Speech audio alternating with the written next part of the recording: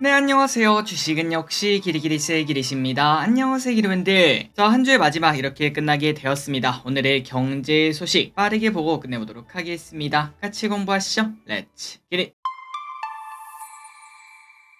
자, 첫 번째 소식을 보도록 하겠습니다. 고용 둔화 시그널이 나오면서 어제 미국 증시는 상승했다고 합니다. 자, 어제 미국 증시는 좋았다고 하고요. 그 중심에는 고용 지표가 있었다고 하죠. 고용 둔화 시그널이 나오며 금리 인하해야겠지라는 이야기가 나왔다고 하네요. 그렇다면 어제 공개된 고용 지표가 무엇인가? 바로 실업수당 청구 건수인데요. 23만 1천 건이 나오면서 지난주보다 2.2만 건이 높은 수치, 그리고 이는 8개월 만에 가장 높은 수준이다 보니까 야, 고용이 싣고 있구만, 이렇게 해석을 한다고 합니다. 그래서인지 지금 페드워치에 따르면 9월 인하 확률을 67%로 가리키고 있는데 다시 슬슬 금리 인하 전망이 커지는 걸 확인할 수 있다고 하네요. 다음입니다. 이제는 밤에도 주식 투자를 할 수 있습니다. 어제 저녁에 나왔던 소식인데 깔끔하게 소식 전해드리고 넘어가도록 할게요. 자, 아마 내년 상반기부터 처음으로 첫 대체 거래소인 넥스트레이드가 등장해서 오전 8시부터 오후 8시까지 주식시장이 열릴 수 있다고 합니다. 아마 직장인 분들도 조금은 여유 있게 참여가 가능하다는 게 가장 큰 장점이라고 말할 수 있고요. 내년 상반기에 출시가 된다고 하니까 참고하시고, 그리고 지금 거래소보다 수수료도 쌀 것으로 보인다고 합니다. 자, 그렇다면 이제 이런 게 나타나면 단점은 없을까요? 아마 거래량이 얼마나 될진 모르겠지만 시간에처럼 조금은 낮을 확률이 높다 보니까 혹시 모를 주가 조정, 그러니까 시세 조정이죠. 이러한 걱정은 남아 있다고 합니다. 거기에 대해서는 조금은 우리가 주의를 해야 될 것 같네요. 어쨌든 이제 이런 걸 보면은 이제 저의 저의 일이 조금 많아지는 거 아니겠습니까? 장 마감 후 영상을 하나 더 올려야 되나라는 생각도 해봅니다. 어쨌든 이러한 소식이 나오면서 증권주가 또 뭐 올라가는 모습이 올해 말에 나오지 않을까 한번 볼 필요가 있겠습니다. 다음입니다. 요즘 증권가에서는 WTS에 대한 관심이 높다고 합니다. 참고로 MTS는 모바일, 그러니까 우리가 지금 아마 대부분 쓰시는 게 바로 MTS라고 볼 수 있고요. 그리고 HTS는 컴퓨터에 깔아서 하는 프로그램인데 WTS는 뭔가 봤더니 그냥 웹에서 접속하는 프로그램입니다. 당연히 WTS는 공인 인증서라든지 그런 게 없어도 될 테니까 접근성이 상당히 높겠죠. 그리고 MTS보다 정보도 더 많을 게 당연하다 보니 사람들의 필요성이 상당히 높은 걸 확인할 수 있습니다. 뭐 예를 들어 회사에서 주식을 하려면은 HTS는 우리가 깔긴 좀 그렇고 결국은 MTS로만 해야 되는데 정보가 부족해서 조금은 아쉽다라는 이야기가 나오겠죠. 그 부족한 부분을 WTS가 만족시킬 수 있다고 합니다. 그래서 이베스트 투자증권, 그 다음에 토스 증권이 올해 WTS 출시를 앞두고 있다고 하니까 참고하시면 될 것 같습니다. 다음입니다. 공모주 이야기 보도록 할게요. 올해 상장한 친구가 벌써 20개 정도가 되는데요. 그런데 이 중 6개는 공모가보다 지금 낮은 모습을 보여주고 있습니다. 물론 상장 첫날에는 100% 확률로 전부 다 먹었다라고 말을 해볼 수 있지만, 그런데 뒷심은 부족했다는 걸 볼 수 있네요. 그래서 이제 이러한 부분 때문에 우리는 첫날 매도 전략을 사용하고 있습니다. 그리고 저기릿은 무조건 시초가 매도 전략을 사용하고 있다는 거 다들 알고 계실 거라고 생각하고, 그리고 최근 들어 공모주가 조금 답답한 모습을 나타냈는데 이 와중에 HD 현대마린 솔루션 최근 3일간 매우 탄력적인 모습을 보여주고 있죠. 그러다 보니까 다시 지금부터 나오는 공모주가 시초가보다 이제 고가가 조금 더 많이 높은 그런 모습을 나타내 줄지 한번 체크를 해볼 필요가 있겠습니다. 우리한테는 긍정적입니다. 다음입니다. 공모주 뻥튀기 멈춰. 금융당국이 IPO 절차를 강화한다고 합니다. 주관사와 기업이 쿵짝쿵짝 하는 걸 막겠다는 건데요. 과거 파도 사태가 너무나 충격적이다 보니까 이런 결과를 낳은 것으로 보인다고 합니다. 자, 다만 개인적으로 다른 거는 뭐 잘 하겠지만 공모가 밴드를 산정했으면 그 안에서 움직이는 게 필요하지 않나라는 생각을 매번 말씀드리지만 한 번 더 말씀드리고요. 여튼 우리의 꾸준한 용돈이죠. 적절한 공모주가 자주자주 왔으면 좋겠습니다. 다음입니다. 다음 주 청약하는 공모주가 등장했습니다. 바로 노브랜드라는 기업인데 뭐야, 나 그거 이마트에서 봤어. 그런데 그건 아니고요. 패션 디자인 관련 기업이라고 합니다. 자, 그런데 조금 웃긴 거는 왼쪽에 보면은 노 브랜드가 아니라 우리가 영어 시간에 배웠죠. R 같은 경우에는 뒤에만 이렇게 발음을 하지만 L은 앞뒤로 발음하는 걸로 많이 배웠습니다. 그래서 이거는 노 브랜드라기보다는 노 블렌드 아닌가라는 생각을 해보지만, 물론 영어다 보니까 상관없어서 결국은 노브랜드로 했겠죠. 어쨌든 노블렌드보다는 노브랜드가 우리 귀에 탁 들어오는 그런 것들을 좀 노린 거 아닌가라는 생각이 듭니다. 그리고 계속 보자면은 요 친구 우리가 청약을 하긴 해야 됩니다. 공모가 상단이 11,000원인데 14,000원에 확정이 되었고요. 그런데 이거 정리하다가 갑자기 또 저 혼자 막 열이 받더라고요. 아주 공모가를 지네 맘대로 고무줄보다 더 탄력적인 모습을 보여주고 있습니다. 이러다가 나중에 뭐 공모가 상단이 11,000원인데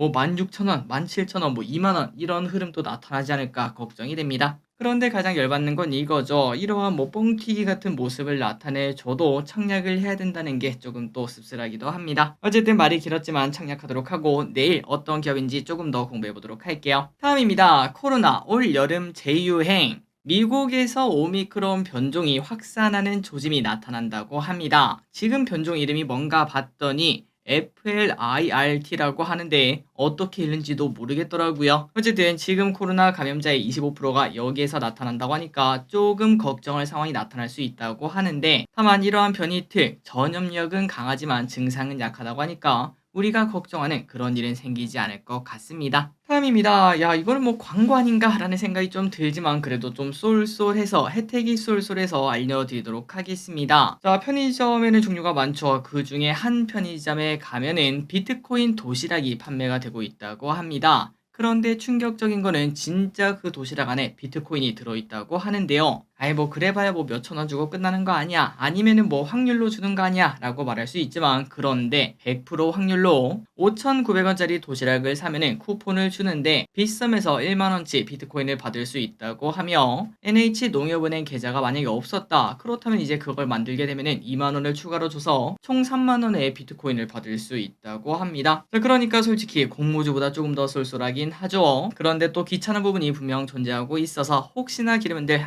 코인 한번 해보고 싶었는데 코인 계좌 만들려고 했었는데 그렇다면은 이번 기회에 도시락을 까보고 3만원의 혜택을 챙기면서 코인을 시작해보는 것도 나쁘지는 않은 것 같습니다. 자, 다시 한 번 더 말씀드리지만 광고 아니고요. 혹시나 여기에 관심이 있다면은 네이버에 비트코인 도시락 치면은 아마 어디서 사는지 그런 것들 다 나와 있으니까 참고하시면 될 것 같습니다. 다음입니다. 오늘 로봇주가 뜨거운 모습을 나타냈죠. 그 이유가 뭔가 바로 삼성전자 때문에 그렇습니다. 자, 삼성이 자율주행에서 손을 떼고 그 역량을 로봇에 집중하겠다라는 기사가 나오며 에브리봇 등 로봇주가 상승하는 모습을 나타냈습니다. 로봇주도 상당히 오랫동안 조정을 받았고 최근 AI주가 막 급등하는 거 보셨죠? 그러다 보니까 야, AI랑 로봇은 결국 같이 가는 거 아니냐라는 생각도 해볼 수 있어서 당분간 로봇의 시간을 기대를 해볼 수도 있겠습니다. 다만 지난주부터 제가 열심히 봤던 자율주행은 이러한 기사 때문인지 모르겠지만 힘이 빠지는 모습을 나타냈고요. 그래서 결국은 테슬라 로보택시 이야기가 다시 뜨겁게 달아오기 전까지는 조금의 쉬어감이 나타날 것으로 보인다고 합니다. 자, 그렇기 때문에 오늘 겉토양이 터진 로봇주를 관심있게 볼 필요가 있겠습니다. 다음입니다. 넷마블이 하이브의 지분을 또 팔았다는 소식이 나왔습니다. 110만 주를 약 2,200억에 매각한다고 하는데요. 이렇게 되면 넷마블의 보유 지분은 9%까지 줄어들게 된다고 합니다. 그래서 넷마블 이 돈으로 뭐하나 인수금융 차환 금액을 축소하고요. 재무 건전성을 개선하는 데 사용될 예정이라고 하네요. 자, 그리고 이러한 소식에 나온 랩 어라이즈까지 흥행한다는 모습이 계속 나타나고 있죠.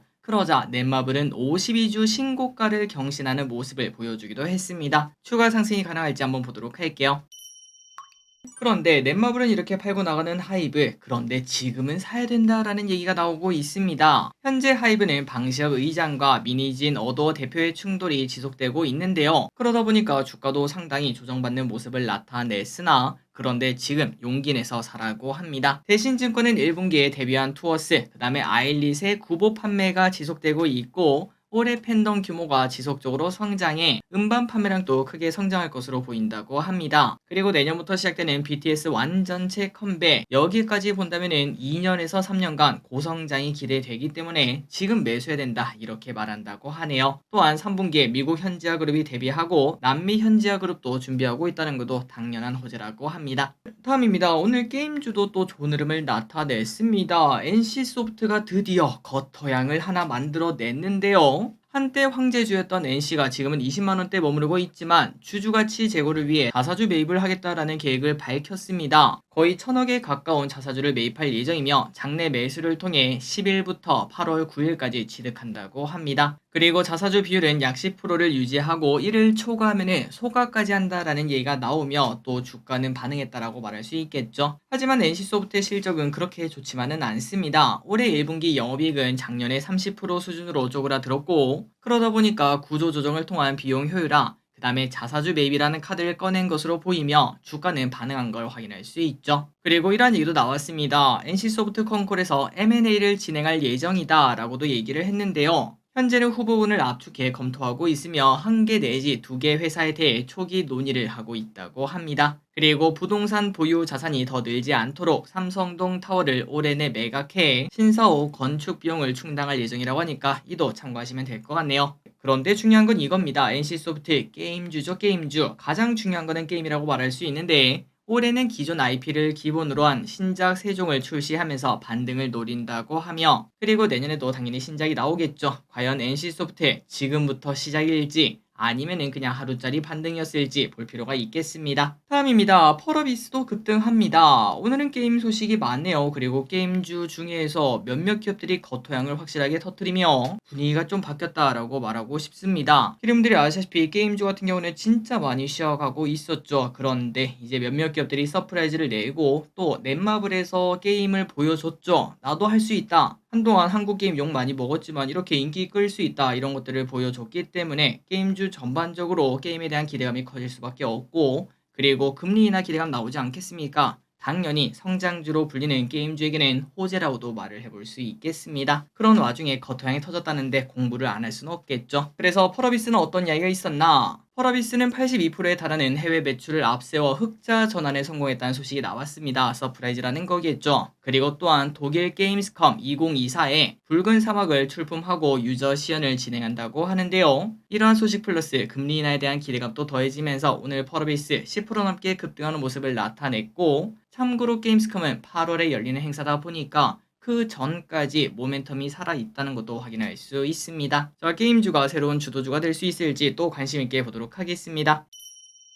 다음입니다. 셀트리온 사상 최대 매출 기록. 셀트리온이 1분기 실적을 공개했습니다. 1분기 매출은 7,370억으로 전년 동기 대비 23%가 증가한 분기 기준 사상 최대 매출을 기록했고요. 특히 주력 사업 부분인 바이오시밀러 사업이 전년 동기 대비 50%, 직전 분기 대비 200%나 증가하며 내가 바로 셀트리온이다 라고 외치고 있다고 합니다. 그리고 램시마 라인은 최근 유럽 시장에서 선전하는 모습을 보여주고 있습니다. 램시마 제품군의 EU5 기준 점유율은 74%에 달할 정도라고 하니까 이 때문에 램시마의 미국 버전 진펜트라 요 친구의 성장 기대감도 커진다고 하네요. 그리고 제3공장은 올해 4분기부터 본격 상업 생산에 돌입할 예정이며 합병으로 인한 사업구조 최적화로 향후 매출과 수익성은 더 좋아질 것으로 보인다고 합니다. 다음입니다. 요즘 MZ들은 어디 가나 최근 전통시장에 많이 가는 모습이라고 하는데요. 레트로 감성을 좋아하는 MZ들이 전통시장 맛집을 방문한다고 합니다. KB카드에 따르면 작년 시장을 방문한 사람 중 20%가 지난 4년 동안 시장을 방문한 적이 없었던 사람들인데 그런데 그 사람들이 시장을 가고 있다고 하고요. 또한 구글 트렌드 분석에서도 시장 맛집이라는 키워드가 떠오르고 있다고 합니다.